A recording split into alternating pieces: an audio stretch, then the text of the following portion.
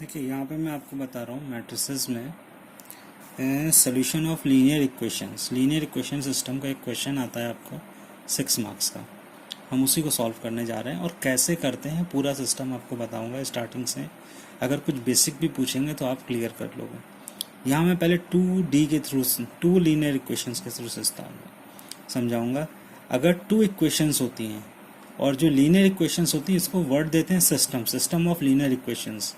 2 variable भी हो सकते हैं, 3 वेरिएबल, आपके में 2 और 3 वेरिएबल्स का है। ये मैनी वेरिएबल्स हो सकते हैं, nth वेरिएबल्स के भी हो सकते हैं।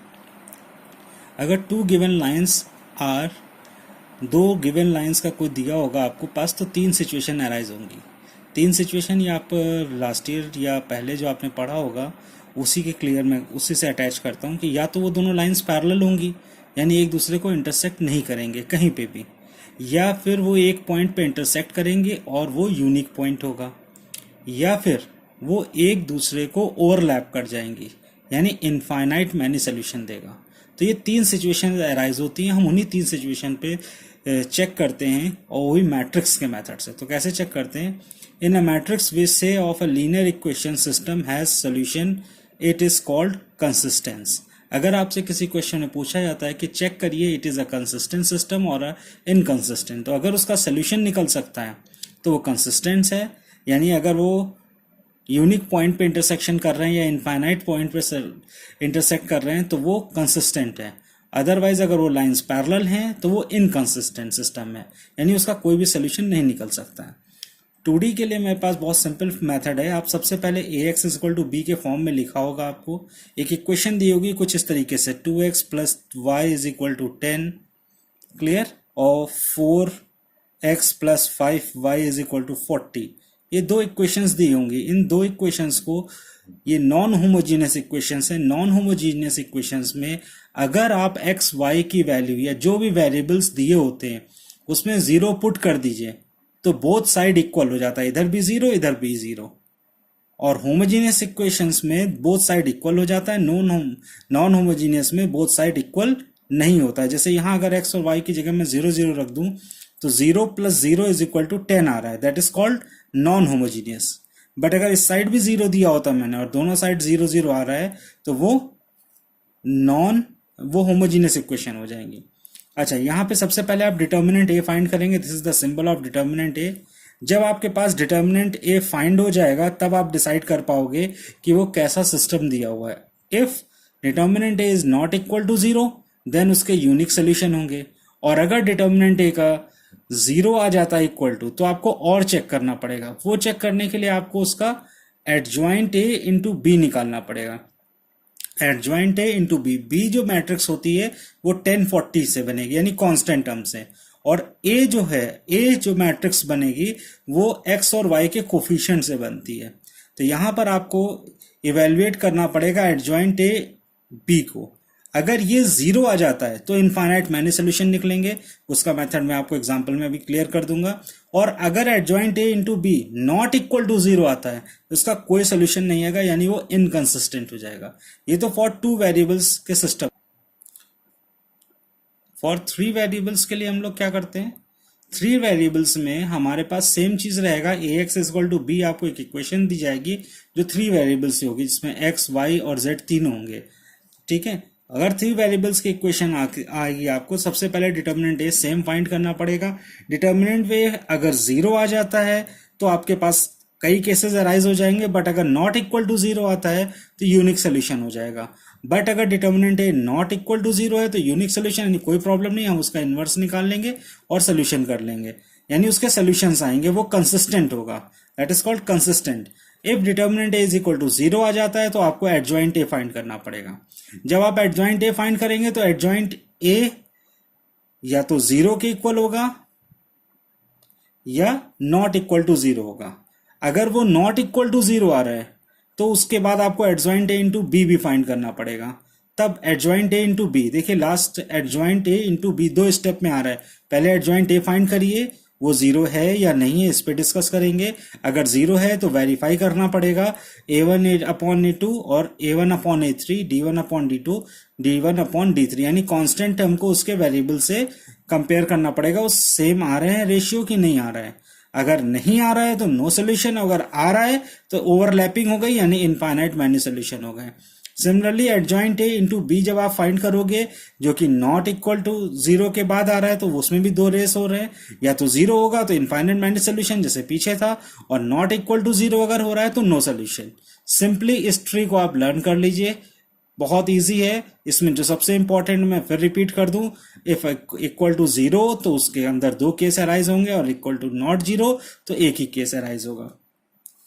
नेक्स्ट हम इसमें देखते हैं कि अगर डिटर्मिनेंट के क्वेश्चंस हमको मिलते भी हैं तो हम किस तरीके से इसको सॉल्व आउट कर सकते हैं।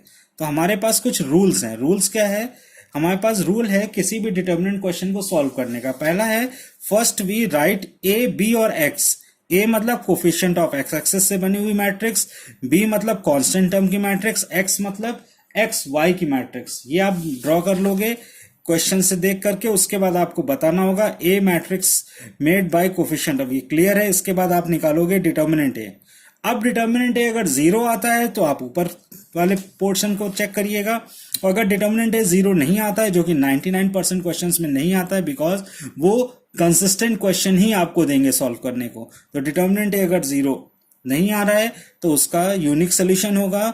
उसके लिए उसके सेकंड स्टेप में, फोर्थ स्टेप में आप एडजॉइंट ए फाइंड कर लीजिएगा। एडजॉइंट ए को फैक्टर ऑफ मैट्रिक्स ए के को फैक्टर से बनी हुई मैट्रिक्स। अभी मैं क्वेश्चन सॉल्व करूंगा तो क्लियर हो जाएगा। आफ्टर दैट उसके बाद आपके पास एक फॉर्मूला आ जाएगा। फॉर्मूला आपका होगा A inverse is equal to 1 upon determinant A adjoint A. 1 upon determinant A adjoint A. Adjoint A अभी आपने पेपर में सॉल्व किया था पीछे। उसके बाद आप सॉल्व करोगे x is equal to A inverse B, equation में रख देना है, जहां पे x b और आपको क्लियर कर दिया मैंने क्या है, ए इनवर्स आप यहां से फाइंड आउट किया है, यही आपका सोल्यूशन हो जाएगा। तो जो x की वैल्यू आएगी वही आपका सोल्यूशन होगा। देखिए मैंने अभी आपको एक एग्जांपल देता हूं कि एग्जाम में क्वेश्चन आएगा, solve the system of linear equations using matrix method. बहुत सिंपल तरीके से आप कर लोगे इसको।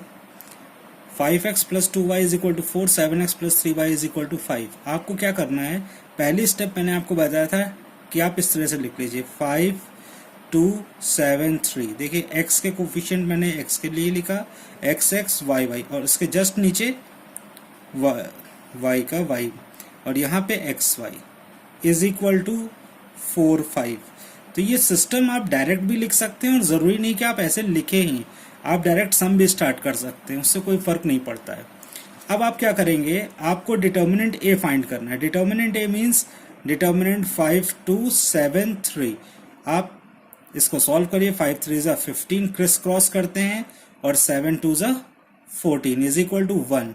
Since determinant A is not equal to 0, therefore it has unique solution। ठीक है, इसका यूनिक सोल्यूशन होगा। क्या होगा हम चेक कर लेते हैं। इसके बाद मुझे बताया गया था कि हमें एडजॉइंट ए फाइंड करना है। एडजॉइंट ए कैसे फाइंड करते हैं, एडजॉइंट ए दरअसल कोफैक्टर मैट्रिक्स होती है। तो 2 क्रॉस 2 की कोफैक्टर मैट्रिक्स बहुत आसानी से निकाली जा सकती है। आप क्या करोगे, 5 2 7 3 है, आप 5 एलिमेंट का कोफैक्टर फाइंड करना है। तो आप इस 5 की पोजीशन क्या है, A1 1, first row first column. तो आप फर्स्ट रो काट दीजिए, फर्स्ट कॉलम काट दीजिए, जो एलिमेंट बच जाएगा दैट इज कॉल्ड कोफैक्टर। 3 यहां कट करेंगे 2 को, और इसको ऐसे करिए, फिर इसको छुपा दिए। देयर 7 आ रहा है आपके सामने, तो 7 हो जाएगा इसका, और इस तरह 7 का हो जाएगा 2, और 3 के लिए हो जाएगा 5।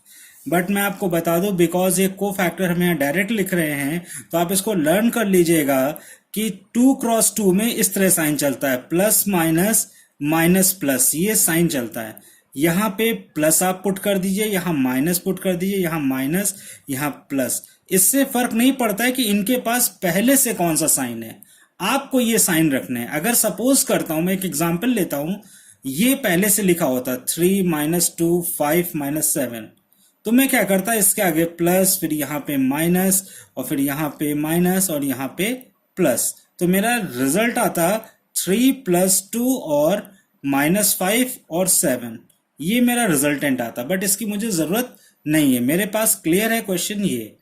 अब एडजॉइंट ए को ट्रांसफॉर्म करना है, ट्रांसपोज करना है, तो ट्रांसपोज में क्या करते हैं, रो को कॉलम, कॉलम को रो में कन्वर्ट कर देते हैं। कैसे, देखिए यहां पर आपका पेन है इस तरीके से, 3 और 7 एक रो में आ रहे हैं, आप उसको एक कॉलम में लिख दिया, -2 5 एक रो में आ रहे हैं, उसको मैंने सेकंड कॉलम में लिख दिया। तो रो और कॉलम का interchange is called transpose of any matrix. After that हमें क्या करना है, हमें ए इनवर्स फाइंड करना है। ए इनवर्स का फॉर्मूला था 1 determinant A into adjoint A. तो बहुत सिंपल हो गया, डिटर्मिनेंट ए की वैल्यू 1 है, एडजॉइंट ए की वैल्यू दिस 1 है, तो हम सीधे डायरेक्ट फॉर्मूले में पुट करेंगे, capital x is equal to 1/1, A inverse की वैल्यू पुट कर देंगे 3 -2 -7 एंड 5, और बी हमारे पास x इज इक्वल टू था, A X is equal to B था ना, तो फॉर्मूला हमारा बनेगा x is equal to A inverse into B. ये हमारे लिए फॉर्मूला है, this is your formula for calculating x matrix method में। तो ये आपका आ जाएगा, b है आपका 4 and 5। अब आप multiply first row first column, 3 4s are 12, अब मल्टीप्लाई करना आपको आता है, क्लियर कर लीजिए। First row first column, 3 4s are 12 -10 -28 plus 25 gives us 2 and -3। तो आपके आंसर आ गया, आंसर है x is equal to 2 and y is equal to -3। ये अब इसको हम सेटिस्फाई कर लेते हैं। तो x 5 2s are 10 and -6 is equal to 4। 5 2s are 10 और 7 2s are 14 -9 is equal to 5। This is your simple question. देखिए 2x plus 3y plus 3z is equal to 5, x minus 2y plus z is equal to -4, 3x minus y minus 2z is equal to 3। हमें इसको simplify करना है। ये system है linear of 3 variables का। तो simply आप क्या करेंगे, a is equal to coefficient से मैट्रिक्स बना लीजिए, b लिख लीजिए, b यानी कांस्टेंट टर्म्स लिखिए, x is equal to x y z लिखिए। ये इतना फॉर्मेट आप बहुत आसानी से लिख लेंगे एग्जाम में। फिर आप लिखिए a x is equal to B और कॉमा लगा के फॉर्मूला लिख दीजिएगा x is equal to a inverse into B. ये फॉर्मूला बहुत जरूरी, इसी से हमें सब कुछ सॉल्व करना है। ठीक, इसमें हमें a इनवर्स की जरूरत है और b की। a इनवर्स आप अलग से भी निकालेंगे और डायरेक्ट यहाँ चाहें तो फॉर्मूला इसका लिख सकते हैं, बट उसकी जरूरत नहीं है। सबसे पहले स्टेप मैंने आपको बताई थी, डिटरमाइंड a करिए, डिटर्मिनेंट a करिए। डिटर्मिनेंट a करने के लिए हमें एक्सपेंशन करना पड़ता है। ये हमारी अगली अलग क्लास में आपको मैंने बताया हुआ है, वहां से आप क्लियर कर लें। 2 3 3 1 -2 1 3 -1 -2। तो इसको मुझे सॉल्व करना है, तो मैं थोड़ा सा आपको बताऊंगा। जब भी आप कभी कोई इसको एक्सपेंशन करना होता है, तो आप किसी भी रो या कॉलम से एक्सपेंशन करें, सेम डिटर्मिनेंट आएगा, सेम आंसर आएगा। बट यहां आप कोशिश करिए कि आप इसको फर्स्ट रो से ही ऑलवेज ओपन करिए, इजी रहेगा। फर्स्ट रो से ओपन करिए, या फिर जिस रो में आपके पास 2 0 पहले से अवेलेबल है, सपोज करो R3 में ये 0 होता, तो मैं यहां से ओपन कर देता, एक्सपेंड कर देता। अब यहां मैं 2 लिखूंगा, 2 के बाद ये रो और ये कॉलम मैं छुपा दूंगा ऐसे। अब मेरे पास क्या दिख रहा है, -2 1 और 1 -2। ये एक स्मॉल डिटर्मिनेंट बन गया, यानी सब डिटर्मिनेंट हो गया। तो मैं लिखूंगा 2 और उसके बाद डिटर्मिनेंट के फॉर्म में लिखूंगा। अकॉर्डिंग टू फॉर्मूला यहाँ हमेशा माइनस आता है, साइन प्लस माइनस प्लस में चलते हैं, तो प्लस यहाँ पे +2 लिख दिया, -3 लिख दिया एंड +3 लिख दिया। अब इस 3 के एलिमेंट की बात करूंगा तो ये पेन से गायब हो जाएगा, और ये मेरा आप हाइड कर लोगे तो क्या आ रहा है आपको, 1 1 3 -2। इतना क्लियर हो गया, 1 1 3 -2। फिर ध्यान दीजिएगा, अब मैं 3 की बात करूंगा तो इस 3 को रिमूव कर दूंगा, यानी ये रो ऐसे और ये कॉलम गायब हो गया, दिस वन। तो 1 -2 3 -1 केवल यही है, तो 1 -2 3 -1। इस तरीके से आप इसको सॉल्व कर सकते हैं। फिर आप सिंप्लीफाई करेंगे, आपको मिल जाएगा 40। ए इनवर्स एग्जिस्ट कर रहा है because determinant A is not equal to 0। Now calculate adjoint A. Adjoint A क्या होता है, को फैक्टर ऑफ ए का ट्रांसपोज मैट्रिक्स। अब को फैक्टर ऑफ ए कैसे फाइंड करेंगे, बहुत सिंपल तरीका है को फैक्टर ऑफ ए फाइंड करना। आप बिल्कुल इस तरीके से फाइंड करिए। A11 पहले आप पूरा अरेंज कर लीजिए, जितने एलिमेंट्स हैं आपके पास 9 एलिमेंट्स होते हैं, आप 9 एलिमेंट्स अरेंज करिए। A11 यानी first row first column, first row second column, first row third column, A11 A12 A13 पूरा अरेंज करिए। मैं सिस्टम एकदम सिंपल तरीके से बता रहा हूं, फिर आप प्लस माइनस साइन अपनी तरफ से लगाइए और इस तरह के 2 कॉलम्स ऐसे बना लीजिए। अभी उनके बीच एलिमेंट्स आपको नहीं लिखने हैं। अब आप क्या करोगे, अब आपको A11 का एलिमेंट लिखना है कि अगर फर्स्ट रो और फर्स्ट कॉलम को मैं हाइड करता हूं तो मुझे क्या मिलेगा। मेरे पास यहां पे जो मैट्रिक्स है वो है आपकी 2 3 3 1 -2 1 एंड 3 -1 -2।